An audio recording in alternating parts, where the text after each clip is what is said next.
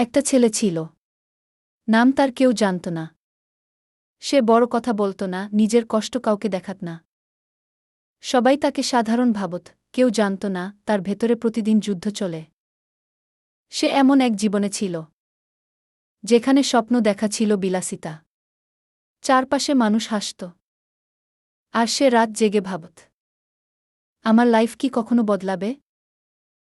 টাকা ছিল না, সাপোর্ট ছিল না, নিজেকে প্রমাণ করার সুযোগও ছিল না। কিন্তু একটা জিনিস ছিল, সে হাল ছাড়েনি। প্রতিদিন ব্যর্থ হতো, আবার শুরু করত। লোকে বলত, তুই পারবি না ঘি। সে মনে মনে বলত, আজ না পারলেও একদিন পারবই। একদিন সে বুঝল, লাইফ কাউকে দয়া করে কিছু দেয় না, নিজেকে গড়তে হয়। সে নিজের কষ্টকে শক্তিতে বদলাল, নিজের গল্পকে অস্ত্র বানাল। আর ঠিক তখনই তার লাইফ ধীরে ধীরে বদলাতে শুরু করল। আজও সে সফল হয়নি পুরোপুরি, কিন্তু সে থেমেও নেই।